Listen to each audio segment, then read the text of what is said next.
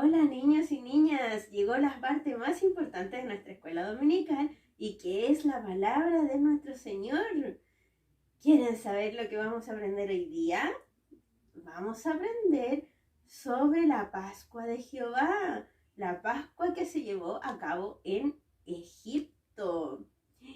Pero miren, antes de eso les voy a contar dónde se encuentra la palabra que vamos a aprender hoy día. Y está en Éxodo capítulo 12 del versículo 1 al 20.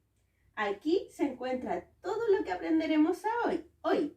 Recuerden que todo lo que las tías nos enseñan está en la Biblia, que es la palabra del Señor. Así que ustedes, si después les queda alguna duda, pueden pedirle a sus papitos que les vuelvan a leer la palabra, ¿ya?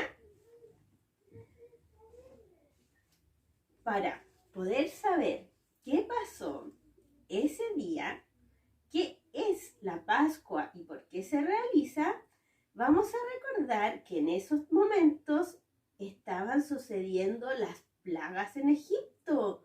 ¿Recuerdan cuando aprendimos de las plagas que Dios envió a Moisés para que esas plagas llegaran a Egipto para que el faraón pudiera liberar al pueblo de Dios? ¿Lo recuerdan? Miren, recordemos un poquito cuáles eran las plagas de Egipto que sucedieron en Egipto. La primera fue la plaga de la sangre. La segunda, la plaga de las ranas. La tercera, la de los piojos. Después vino la plaga de las moscas. La plaga del ganado, donde todos se enfermaron, ¿se acuerdan? También las úlceras. A todas las personas les salieron heridas, llagas en la piel. La plaga del granizo y del fuego que cayó del cielo. La plaga de las langostas. La número 9 fue la plaga de las tinieblas. Y había una plaga más. ¿Recuerdan cuál fue la última plaga? Pensemos, a ver. Con la última plaga, por fin el faraón dejó ir al pueblo de Dios de Egipto. Y esa plaga fue la muerte de los primogénitos. ¿Se acordaron? Recuerdan que cuando aprendimos esta plaga, supimos que de los hijos de Dios, del pueblo de Dios, no fue herido ninguno de los primogénitos. ¿Y cómo habrá pasado esto? ¿Cómo Dios supo cuáles eran las casas de su pueblo para poder liberarlas de esta plaga? De aquí viene la lección de hoy día, niños. Ahora vamos a ver cómo fue liberado el pueblo de Dios de esa plaga. Vamos a guardar esto, porque ya lo recordamos. Y miren, Jehová vino nuevamente a Moisés y a Aarón y le dio unas instrucciones que el pueblo debía cumplir. Todas estas se deberían cumplir según Jehová decía. No podían cambiar nada, ni dejar de hacer nada. Todo se tenía que hacer tal cual Jehová les había dicho para que así la última plaga no cayera sobre ellos. Entonces Moisés y Aarón escucharon atentamente lo que Dios les dijo y fueron y les dieron estas instrucciones al pueblo de parte de Dios.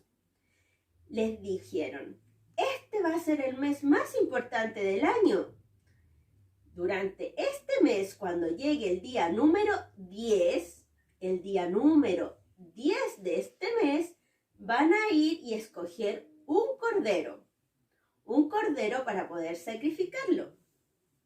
Si este cordero es mucho para una sola familia, puedo ir y buscar la familia de mi vecino y juntarnos todos y comernos ese cordero, para que así no sobre nada. Tenemos que ver cuántas familias necesitamos reunir para que un cordero alcance para todos. Y así, si una familia era muy grande y eran muchos y alcanzaba para todos con un cordero, ellos se llevaban un cordero para su casa, ¿ya? Todos tenían que tener su cordero para poder hacer lo que Dios les había mandado.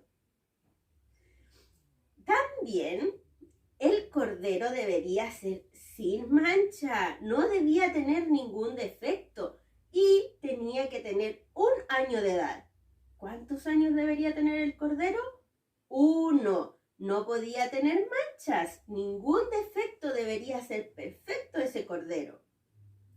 El día número 14, el cordero que ellos escogieron, lo iban a sacrificar. Este cordero lo podían escoger entre las ovejas o las cabras. Cualquiera de esos dos servía, pero debía ser macho, de 1 año, sin defecto y sin mancha, ¿ya?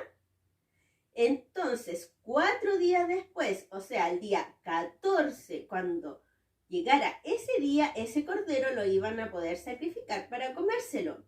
Pero cuando estuviera listo, la sangre del cordero la debían sacar y pintar el dintel y los postes de las puertas de cada una de las casas de los hijos de Dios, según Jehová lo había mandado. ¿Ya? Todos deberían pintar los dinteles y los postes de sus casas con esta sangre. Luego debían llevar el cordero a sus casas y la carne asarla directo en el fuego. Niños, no podían ponerlo en una olla y cocerlo en agua. Dios mandó que solo debía ser asado directamente en el fuego.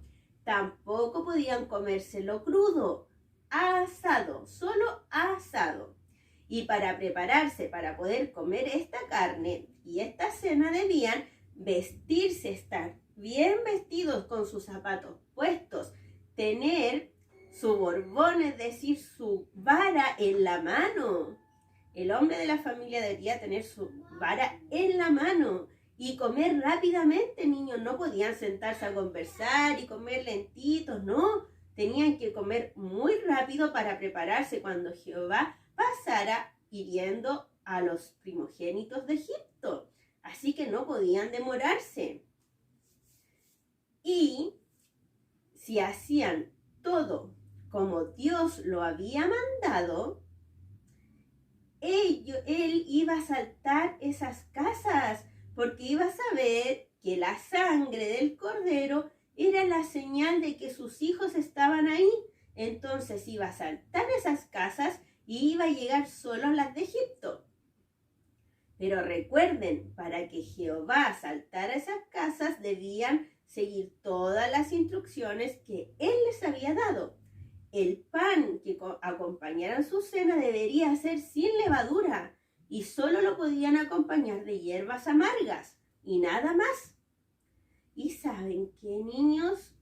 El pueblo obedeció todas estas instrucciones que Dios les dio. No cocieron el cordero, lo hicieron en el fuego. Lo que había quedado, si en alguna casa sobró un poco, al otro día lo quemaron, porque esa era la instrucción de Dios, quemar esa carne y que no quedara nada. Pero todos fueron obedientes, todos hicieron lo que Dios les había mandado. Su pueblo pintó las puertas para que Dios supiera que ahí estaban sus hijos. Y así la protección de Dios fue sobre ellos. Y solo fueron heridos los primogénitos de Egipto. Y así Dios logró liberar a su pueblo. El faraón por fin los dejó salir y pudieron salir de la esclavitud de Egipto. ¡Qué bien!, ¿cierto? ¿Y recuerdan cómo se llamaba esta lección? La Pascua de Jehová. Él mismo le dio ese nombre. Él le dijo a Moisés y a Aarón: esto se llamará la Pascua de Jehová. ¿Y recuerdan qué pasó cuando Jehová fue para ir a herir al pueblo de Egipto? ¿Cómo supo cuál era su pueblo? Porque estaba la sangre, ¿cierto? Y él los saltó. Se saltó esas casas. De ahí viene la palabra Pascua, de saltar.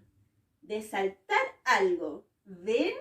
Dios le puso un nombre que tenía referencia a lo que él había hecho, saltarse las casas de sus hijos para así poder protegernos y salvarnos y liberarnos, y solo fue a herir al que no era su pueblo, al que no era obediente a él.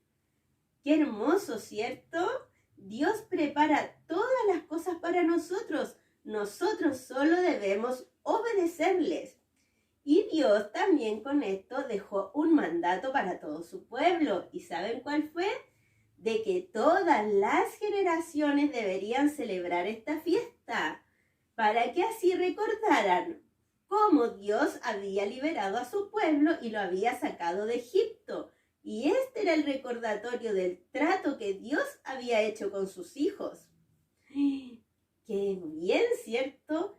¡Qué lindo! Me encantó esta lección. Ahora sé lo que significa Pascua. Sé que si yo le obedezco a Dios, Él me va a proteger, va a liberar mi casa. Pero hay algo que me cae una duda.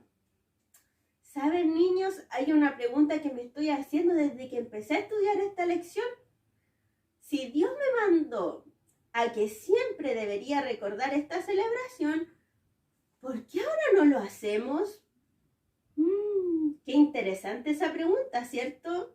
¿Por qué ahora no seguimos celebrando esa Pascua? ¿Por qué no matamos un cordero y pintamos las puertas de nuestras casas con su sangre para que Dios nos proteja? Qué interesante, ¿cierto? Tengo tantas ganas de saber esa respuesta. ¿Y ustedes? Pueden investigar con sus papitos durante la semana a ver si el próximo domingo nos pueden dar algunas ideas de por qué no seguimos celebrando esa fiesta, esa Pascua. Si Dios nos había mandado que lo hiciéramos, ¿habrá pasado algo después? Pero no se preocupen. Cuando venga nuestra próxima escuela dominical, ustedes lo van a saber, porque Dios nos va a entregar la sabiduría y la palabra que está, ¿dónde? En su Biblia. Aquí está la palabra y aquí está la respuesta a esa pregunta. ¿Por qué ahora nosotros no hacemos esa Pascua? Ahora espero que puedan responder todas las preguntas que la tía les va a hacer, y recuerden, la obediencia a Dios nos trae su protección, su amor, su resguardo. Debemos ser hijos obedientes de Él y seguir las instrucciones que Él nos da. ¿Y dónde están las instrucciones que Dios da para nuestra vida?